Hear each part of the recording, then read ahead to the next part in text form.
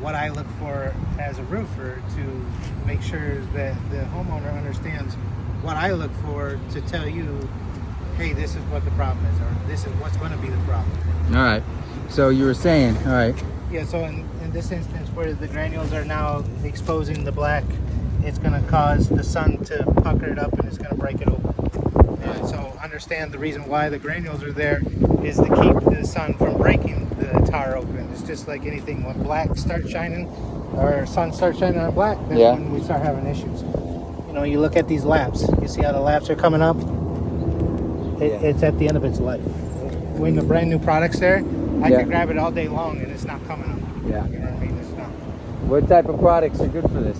So, and we want to save money, obviously. It's an unforeseen situation. I would go back with the SA cap like you have here, but do the 3 layers. All right. So you have the base, the mid, and the cap sheet. All right. Okay. You can do just the base and the cap, but with the 3 layers, you got a lot more protection because it's got to go through 3 layers, which you're talking over 300 mils versus 220, 230 mils. You know what I mean? So the thickness goes from like this to this. You see what I'm saying? Okay. So it takes a lot more for penetrations. It's taking a lot more for the sun to cook at it. It just gives you an overall better product. All right, very good. Now, how many layers are on this? Can you just tell just by looking at it? I would say that there's 2 layers, a base and a cap. A base and a cap. Yep. Now, one of the reasons that we're not anywhere else to look. You know, I'm on to look at the whole thing, take pictures of everything, document everything.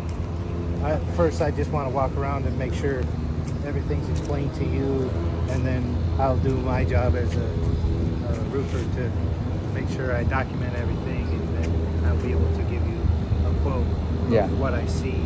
You know, there's a lot of things here that you got pitch pans, you've got boots. There's a lot of things here that has to take into consideration of why and what we're doing here. Just like this isn't proper etiquette here. We're putting the material over the coping cap. Yeah. There should be, that material should go up, like it should come up to here, or even just fold over a little bit, and then a piece of aluminum set down on there and then be affixed there, so that there's no way for any penetrations, because them are your main areas where water's going to get in. Where the creases are, and correct, the cracks and the edge. cuts on the edge. All right. One situation we're having, I mean, thanks God we don't have any leaks yet, but I guess with the roofing or the insurance companies, and there's only 3 or 4 in the whole country, and anyways, they're getting rid of this contract because the roof is 14 years old versus that roof over there was done in 2019. And so somebody had mentioned to us, there was a gentleman here the other day, and he had talked about a silicone roof. He had said a key word, obviously. He's like, you guys save loads of money. Yep. And he also said, he was like, well, save loads of money. It's a silicone roof, is what he said. What about silicone roof? Okay, so what he's talking about is the 100% silicone. It is called Lucas 8000 or an 8500 product. All right. 8000 would be more applicable for this because it's got ponding water. Okay. So what it does is ponding water. And just in case people don't know what ponding water is. So ponding water is those areas where they're dark. That means that water sits there for a long period of time. All right. Carry on. So what he's talking about is, yes, it will save you a lot of money because it's not very invasive. We're not taking up all the old material and putting new material down. What we're doing is we're just primering this with the Lucas primer, and then we're painting the Lucas over top of it. It'll work. Yeah. It'll do its job. All right. But the idea is, do you want to come up here and maintain it every 8 to 10 years, or do you want to forget about it for the next 20 or 30 years? I mean, I'd want to forget about it for the next 20 or 30 years, and I think a lot of people feel the same way, just for money purposes and quality of product. Right now, we're not able to get insured or hurricane insurance because our roof, because it's American Coastal, so they're not insuring us. So I don't know what's going to happen. There's a couple other carriers, and then there's the government. So, I mean, what's the price difference we're looking at here? What else do you see?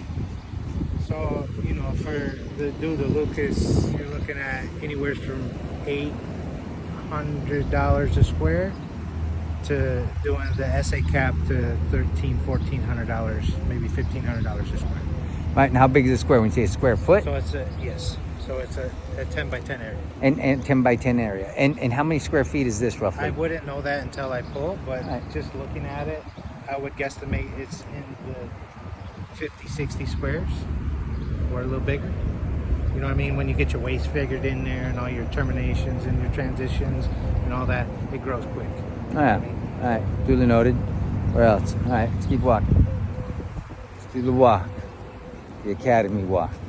So there's also a product that we could put on here. It's called IsoBoard. It's a positive drain insulation underneath that would start high at the edge, come down to zero taper to the edge, where it would maintain the water when it gets on here. It would just from the natural flow, it would just flow to the gutters. So it's pitched. Correct. Yeah, I would think that'd be best anyways. That would throw more money underneath it because the IsoBoard, one, it's hard to get a hold of right now, and two, everything's went up so much. All right. Just as April 1st, everything went up 15% across the board. Oh yeah. You know what I mean? Yeah. So it's just this time in the roofing is very expensive, and so that's not that we want to charge it, it's what we have to in order to be able to produce a new roof for you. You know what I mean? Because the company can't buy the materials and put them on your roof. You know what I mean? So that's what we have to look at is when we look at a price, what is it that what do we have to charge in order for the company to survive, but also pay for all your products that we're putting on the roof.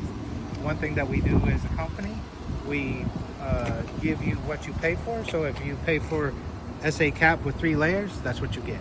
We don't charge you for that and then give you something less. You know what I mean? All right. And so I'm a firm believer in you get what you pay for. And so using us, you're going to get what you pay for. You know what I mean? Got it. And I'm going to be here to micromanage and supervise the job. And I'm going to make sure it meets all expectations of the code by Pulled permits and everything, of course. Yep. Inspections and yes. Well, everything. Of course. So that's one of my main objectives as the supervisor is to make sure that these jobs get done per code, per manufacturer specs. That way, when if you ever have a problem, the manufacturer will cover the problem because it was put together like it was supposed to. Right. You know, if you come in here and you do it sideways, half-ass, or whatever, the manufacturer is going to find that, and they're going to use that as an escape code. Of course. So I don't let them have any options like that. When I put it in, it goes together like the manufacturer specifications, all the things that required by them, the products that they require us to use will be used, and as if you want to pay for that, but that's just how I do it. I don't say, okay, well, we're going to put this product, but you don't need this, this, and this, and then we have a problem in 10 years. Now we are in a big heap of shit. You see what I'm saying? Well, I do. And I mean, how long has Ricky owned or created? I mean, when did he found Roof Revolutions? I mean, this company's been around for a long time. Yeah, I think he's been in business for 20 plus years. Yeah, so we're talking about a company's been at 20 plus years. Ricky's a really good friend of ours, obviously. And what else? Can I get 3 proposals? Maybe we can talk about these different variations. I'm not sure what the board of directors is going to want. Yeah. You can throw that silicone out there. We can throw the triple layer out here. We can throw the one with the pitch, So I'm going to tell you the most expensive one is going to be the one with the IsoBoard. With the IsoBoard. Still, they can see it. They see what we're working with. And it's going to have... So your least is going to be the silicone, and the most is going to be with the IsoBoard. Okay. Okay? Yeah. So just know that without the IsoBoard, it's going to prematurely wear out because the water, when it sits on there, it wears the product out. Exactly. It sits there, ponds, or it just sits there until it evaporates. Correct. Yeah. I mean, I like that pitch, but I hear you. It's whatever everybody wants to do, whatever they... I just want to make sure we're getting the best deal and the best work that we can. I don't know anybody better than Roof Revolutions, dude. Sure. Ricky's my friend for, 10 Ricky, years now. Ricky really wants to give his customers a deal, but he also wants to make money in the process. You know what I mean? You have to. And so as a business owner, you can't just give away everything. You know what I mean? You have to charge it. But, we're not going to knock your head in either. We're going to be competitive with anybody else. But one thing that you're going to find out about our company, we do the work that we say we're going to do. And we document everything. So it's not like we just come in and say, okay, it's done, and then you have questions, or we change boards, or whatever it is. We have pictures of that to support what we're charging. The peace of mind, I think, is really important when you know you get a good product. Correct. All right, so what do you need to come up here? You need to do measurements? What's going on? So what I'm going to do now is I'm going to take pictures of the whole roof. All right. Angles, everything, and then I'm going to walk around the outside, take pictures. Then I'm going to order the ACT report, which that tells me exactly how many squares here. Okay, it's going to tell me everything. It's going to tell me how much flashing I need. It's going to tell me everything I need to know about this roof.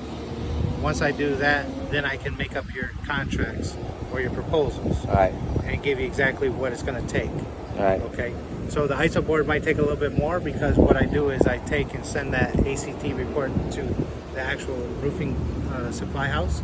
They put it in their computer system, and then they spit out how many pieces we need of X, X, X, and X. And then it's just going to tell you exactly how much you need of each, and it'll come down to the last bare minimum. It'll tell you how many screws we need, how many caps, how many this, how many that. It's to the number. You know what I mean? So we're not